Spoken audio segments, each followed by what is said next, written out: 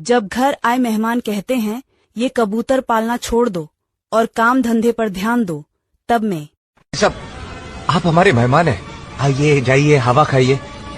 जूते खाने वाली बात क्यों करते हैं?